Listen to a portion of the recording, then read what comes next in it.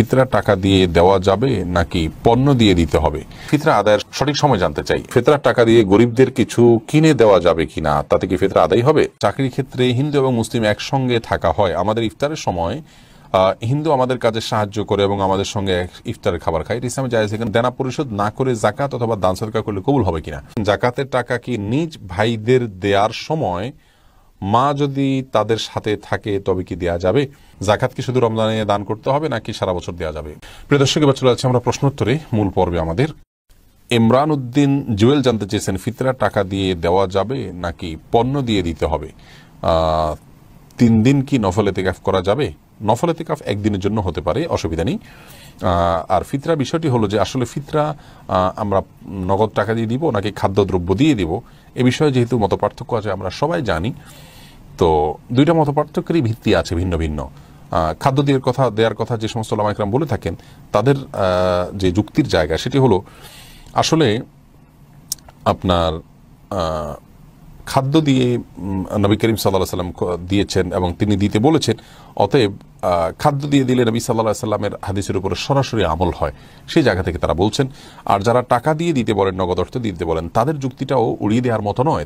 তাদের বক্তব্য হলো যে আসলে রাসূল আকরাম সাল্লাল্লাহু আলাইহি সাল্লামের যুগে দ্রব্যের বিনিময়ে দ্রব্য লেনদেন করা হতো, কিন্তু আজকের পৃথিবীতে কারেন্সির বিনিময়ে দ্রব্য লেনদেন করা হয়। নবী সাল্লাল্লাহু আলাইহি সাল্লামের যুগে এটি এতটা জোরালোভাবে ছিল না, যেহেতু গরিবের জন্য কারেন্সিটাই অধিকতর উপযোগী, আর যে কোনো দানের ক্ষেত্রে গরিবের জন্য যেটি উপযোগী সেটিকেই লক্ষ্য রাখতে হয়। এই দৃষ্টিকোণ থেকে নগদ টাকা দিয়ে দেওয়ার যুক্তিটাও উড়িয়ে দেওয়ার মতো নয়। এটিও শরীয়তের যে মেজাজ, শরীয়তের যে চাহিদা, সেটা পূরণার্থে মাকাসিদে শরীয়তের সামনে রেখেই এই মতটা ওলামায়ে কেরাম পোষণ করেছেন। আপনি যে মতটাকে বেশি শক্তিশালী মনে করেন, অধিকতর সুন্নাহ নিকটবর্তী মনে করেন, অধিকতর উপযোগী মনে করেন, সেটার উপর আমল করতে পারেন। আমি ব্যক্তিগতভাবে মনে করি যে দুইটার কোনোটাকেই উড়িয়ে দেওয়া উচিত নয়। মিনি বয় করিম আপনি লিখেছেন, ফিতরা আদায়ের সঠিক নিয়ম জানতে চাই, সঠিক সময় জানতে চাই। ফিতরা আদায়ের সঠিক সময় হলো চাঁদ উঠেছে শাওয়াল মাসের, অর্থাৎ ঈদের চাঁদ উঠেছে তখন থেকে নিয়ে ঈদের নামাজের আগ পর্যন্ত, এই টাইমটার মধ্যে, রাতের মধ্যে, সকালের আগে আগে আপনি গরিবের কাছে পৌঁছাবেন। এটা হলো ফিতরা আদায়ের মূল টাইম। এই সময়ের মধ্যে এত অল্প সময়, শর্ট টাইমে ফিতরা আদায় করা যদি কঠিন হয় মনে হয়, তাহলে 2-1 দিন আগেও ফিতরা আদায় করাকে জায়েজ বলেছেন ফুকাহায়ে কেরাম। তবে কোন অবস্থাতেই ঈদের নামাজের পরে আদায় করলে সেটি জায়েজ হবে না, যেহেতু হাদিসে সুস্পষ্টভাবে ব্যাপারে বক্তব্য রয়েছেন। নবী সাল্লাল্লাহু আলাইহি ওয়াসাল্লাম বলেছেন, ফামান আদ্দাহা ক্বাবলাল সালাহ, যে ব্যক্তি ঈদের নামাজের আগে ফিতরা আদায় করলো, ফাহিয়া মাকবুলাহ, তাহলে সেটি ফিতরা হিসাবে আল্লাহর কাছে গ্রহণযোগ্য হবে ইনশাআল্লাহ। আর ওয়ামান আদ্দাহা বাদাস সালাহ, যে ব্যক্তি ঈদের পরে আদায় করবে, ঈদের নামাজের পরে, ফাহিয়া সাদাকাত মিনাস সাদাকাত, তাহলে সেটা অন্য 10টা সাদকার মতো একটা সাদকা বা দান হবে, এটা কোনো ফিতরা হিসাবে বিবেচিত হবে না। এরপর খাদিজা ইসলাম আপনি লিখেছেন, ফিতরার টাকা দিয়ে গরিবদের কিছু কিনে দেওয়া যাবে কিনা, তাতে কি ফিতরা আদায় হবে? ফিতরার টাকা দিয়ে গরিব এবং অভাবী মানুষদেরকে আপনি যদি অন্য কিছু কিনে দেন, সেটা উচিত কর্ম নয়, সেটাতে ফিতরা আদায় হওয়ার সম্ভাবনা খুবই ক্ষীণ। বরং আপনি তাদেরকে খাদ্য দিবেন অথবা টাকা দিবেন খাদ্য কেনার জন্য, তাতেও আপনার ফিতরা আদায় হয়ে যাবে, যদি অনেক ওলামায়ে কেরাম সেটিকেও নিষেধ করেছেন। তো আপনি ফিতরার টাকা দিয়ে, ফিতরার বিপরীতে তাদেরকে ধরুন আপনি জামা কাপড় কিনে দিলেন, তাহলে কখনো ফিতরা আদায় হবে না। জাহিদ হাসান ভাইর আপনি প্রশ্ন করেছেন, দেনা পরিশোধ না করে জাকাত অথবা দান সদকা করলে কবুল হবে কিনা। দেনাটা যদি সিস্টেমিক্যাল দেনা হয়, ধরুন আপনি কিস্তিতে দিয়ে যাচ্ছেন, একটা কমিটমেন্টের মধ্যে আছেন, সেভাবে দেনাটা আপনি আস্তে আস্তে দিয়ে যাচ্ছেন, সেটা হলে কোনো অসুবিধা নেই। ওই দেনা থাকা সত্ত্বেও আপনি দান সদকা করতে পারবেন। আর যদি এমন হয় যে অন্যের দেনার প্রেশার আছে, আপনি কমিটমেন্ট ব্রেক করেছেন, অথবা এরকম কোনো কিস্তি দিয়ে তার সাথে কোনো কিস্তি বা কোনো মাধ্যমে কোনোভাবে তার সাথে কোনো আলোচনায় আসেন নাই যে দেনা আপনি কখন কীভাবে পরিশোধ করবেন সে বিষয়ে, তাহলে সেক্ষেত্রে আপনার জন্য এভাবে দেনাদারের টাকা আটকিয়ে রেখে তার তলব আছে অথচ আপনি দিচ্ছেন না, এই অবস্থায় আপনি দান করছেন, সেই দান অবশ্যই গ্রহণযোগ্য হবে না এবং সেটি জায়েজ হবে না। এর কারণে আপনি বরং গুনাহগার হতে পারেন মানুষের হক নষ্ট করার কারণে। জাকাতের বিষয়টি ভিন্ন, আপনার দেনার উপরেও যদি জাকাত থাকে তাহলে জাকাতও দিবেন, দেনাও দিবেন, একটার সাথে আরেকটা নির্ভরশীল নয়। সাধারণ দানের কথা আমরা বলেছি। লাল সবুজের বাংলাদেশ এই আইডি থেকে আপনি জানতে চেয়েছেন, চাকরির ক্ষেত্রে হিন্দু এবং মুসলিম একসঙ্গে থাকা হয়, আমাদের ইফতারের সময় হিন্দু আমাদের কাজে সাহায্য করে এবং আমাদের সঙ্গে ইফতারের খাবার খায়, ইসলামে জায়েজ, এখানে কোনো অসুবিধা নেই। আমাদের ইফতার তাদেরকে খাওয়াতে কোনো সমস্যা নেই, একসাথে থাকাতে কোনো অসুবিধা নেই, বরং ইসলামের সৌন্দর্য তার সামনে উপস্থাপন করার উদ্দেশ্যে তাকে মিশতে দেওয়া উচিত, তার সাথে মেশা উচিত। এরপর প্রশ্ন হলো জাকাতের টাকা খরচের খাতগুলো কি কি? জাকাতের টাকার খরচের খাত সম্পর্কে আল্লাহ রাব্বুল আলামিন সূরা তওবার ৬০ নম্বর আয়াতে ৮টি খাতের কথা বলেছেন। তার প্রথমটি হলো ফকির, দ্বিতীয়টি হলো মিসকিন, অর্থাৎ যার অল্প আছে, যা দিয়ে তার দিন ভালো করে চলে না, একান্ত মৌলিক প্রয়োজনটা পূরণ করতে তার কষ্ট হয় তিনি, অথবা যার কিছুই নেই, এই উভয় শ্রেণী মানুষ। আর তৃতীয়ত হলেন ওয়াল আমিলিনা আলাইহা, জাকাত কালেকশনে যারা নিয়োজিত থাকেন তাদেরকে ইসলামী রাষ্ট্র বেতন হিসাবে জাকাত থেকে দিতে পারবে, তারা জাকাত কালেকশনে থাকবে।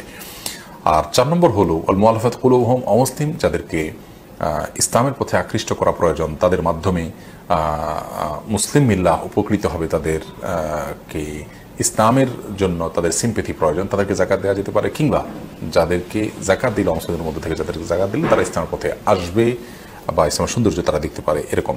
৫ নম্বর হলো ওয়াফির রিকাব, কৃতদাস দাসী মুক্ত করার জন্য জাকাতের টাকা দেওয়া যাবে। আর ৬ নম্বর হলো আল গারিমিন, যারা ঋণগ্রস্ত তাদের ঋণ পরিশোধের জন্য জাকাত দেওয়া যাবে। আর ৭ নম্বর হলো ফি সাবিলিল্লাহ, আল্লাহর রাস্তায়।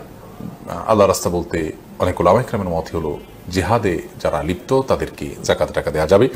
আর ৮ নম্বর হলো ইবনে সাবিল, মুসাফির বা পথিক, যার সাথে পর্যাপ্ত টাকা পয়সা নেই খরচ করার মতো, হয়তো তার বাড়িতে ঠিকানা গন্তব্যে অনেক টাকা পয়সা আছে, তো এরকম পথিক মুসাফির তাদেরকেও জাকাত দেওয়া যাবে। এরা হলেন জাকাতের খাত। এর মধ্যে থেকে যে কোনো খাতকে, যে কোনো একটা খাতকে, যেমন গরিবকে, একজন মিসকিনকে আপনি জাকাতের টাকা দিলেই জাকাত আদায় হবে। বিকাশ বা মোবাইল ব্যাংকিংয়ের মাধ্যমে যদি জাকাতের টাকা পাঠানো হয় তাহলে তার চার্জ কাকে বহন করতে হবে, জাকাত দাতাকে না জাকাত গ্রহীতাকে? গুরুত্বপূর্ণ প্রশ্ন। মোবাইল ব্যাংকিংয়ের মাধ্যমে অথবা যে কোনো উপায়ে যদি আপনি জাকাত অভাবী মানুষের কাছে পাঠান তাহলে জাকাত দাতা হিসাবে এটার খরচ আপনাকে বহন করতে হবে, জাকাত গ্রহীতাকে এর খরচ বহন করতে হবে না। জাকাত গ্রহীতা যদি এসে আপনার কাছ থেকে জাকাত নিয়ে যায় সেটা সম্পূর্ণ স্বতন্ত্র বিষয়, তার খরচ তিনি বহন করবেন। বাট আপনার দায়িত্ব হলো আপনি যখন তার কাছে জাকাত পাঠাবেন তখন পাঠানোর খরচটা আপনাকে বহন করতে হবে। ধরুন ১০,০০০ টাকা আপনি বিকাশ করেছেন অথবা এম ক্যাশ করেছেন কিংবা নগদ উপায় বা আরও যে সমস্ত মোবাইল ব্যাংকিংয়ের ব্যবস্থাপনা আছে কিংবা অন্য কোনো উপায় আপনি পাঠালেন, এই পাঠানোর ক্ষেত্রে যে খরচটা হবে সেই খরচটা আপনাকে সাথে দিয়ে দিতে হবে। ১০,০০০ টাকাটার সাথে অতিরিক্ত খরচের টাকাটা আপনাকে দিতে হবে, অর্থাৎ যাতে নিট ১০,০০০ টাকা গরিব মানুষ উত্তোলন করতে পারে আপনার জাকাত থেকে। যদি আপনি এটি না করেন তাহলে সেক্ষেত্রে আপনার জাকাত থেকে যে পরিমাণ টাকা কস্ট হিসাবে বা চার্জ হিসাবে কাটা হবে সেই পরিমাণ টাকা আপনার জাকাত থেকে অনাদায় থেকে যাবে, সেটি আবার আপনাকে আদায় করতে হবে। ধরুন ১০,০০০ টাকা উত্তোলন করতে তার ১,০০০ টাকা খরচ হলো ফর এক্সাম্পল, তাহলে অথবা ১০০ টাকা খরচ হলো কিংবা ২০০ টাকা খরচ হলো, এই যে টাকাটা খরচ হলো এই কয় টাকা আপনার জাকাত থেকে কম আদায় করা হলো, কারণ গরিব এই ২০০ টাকা কম পেয়েছে, ৯,৮০০ টাকা পেয়েছে হয়তো, কথার কথা। তো সেজন্য জাকাত দাতাকেই পাঠানোর খরচ বহন করতে হবে। তানবীর তানিম জানতে চেয়েছেন জাকাত কি শুধু রমজানে দান করতে হবে নাকি সারা বছর দেওয়া যাবে? ভাই, এটি গুরুত্বপূর্ণ একটি প্রশ্ন। আমাদের সমাজে অনেকের ধারণা হলো যে জাকাত এটা বোধহয় শুধু রমজান মাসে দিতে হয় বা রমজান মাসে দেওয়ার মতো ইবাদত। মূলত জাকাত এমন একটি ইবাদত যে ইবাদতটি নামাজের মতো এরকম সময় ফিক্স করে দেওয়া হয়নি, যার জন্য প্রত্যেকের জাকাতের হিসেব নিকেশ পৃথক পৃথকভাবে হতে পারে, বরং সেটাই হওয়া উচিত। জাকাতটা নির্ভর করে আপনার অর্থ বছরের উপরে। ধরুন আপনি যেই অর্থ বছরে জাকাত, আপনার যখন জাকাত আবশ্যক হয়েছে, যখন জাকাত দেওয়ার মতো সম্পদ আপনার হয়েছে, ওই সময় থেকে নিয়ে পরবর্তী বছর একই সময় আপনার উপরে জাকাত আসবে।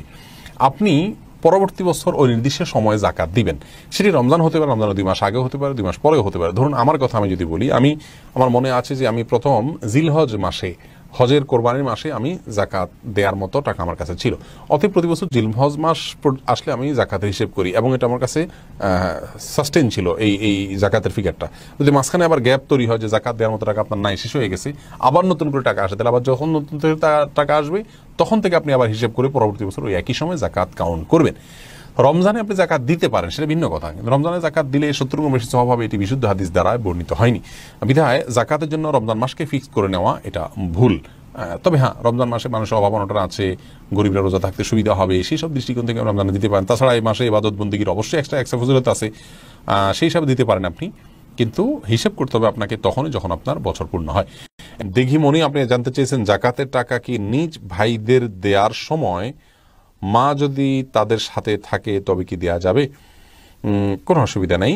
মা যদি তাদের সাথে থাকেন, ব্যাপারটা হলো যে যিনি জাকাত দিচ্ছেন তার মায়ের ভরণ পোষণের দায় দায়িত্ব কিন্তু তার উপরে।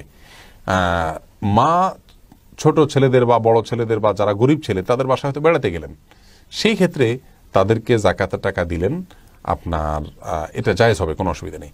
অথবা মা তাদের সঙ্গে স্থায়ীভাবে থাকেন কিন্তু মায়ের খরচটা আপনি আলাদা দেন, মায়ের যে খরচ সেটা আপনি আলাদা দিয়ে থাকেন ব্যয়ভার বহন করার জন্য। ভাই হয়তো খরচ করে, তার কাছে দেন মায়ের খরচ বাবদ আলাদা, আর ভাইকে তার খরচের জন্য আলাদা জাকাতের টাকা দেন, এটি জায়েজ হবে। কিন্তু যদি আপনি থোক টাকা দেন পুরো সংসার চালার জন্য, যে সংসারের মধ্যে আপনার মাও ইনক্লুড আছেন, তাহলে সেখানে জাকাতের টাকা দিলে জায়েজ হবে না। বিকজ আপনার মাকে আপনি জাকাত দিতে পারেন না, আপনার মার খরচ আপনি চালাতে এমনিতে বাধ্য, সেখানে আপনি জাকাতের টাকা দিয়ে তাকে পালতে পারেন না। অতএব বিষয়টাকে একটু খেয়াল করে করতে হবে।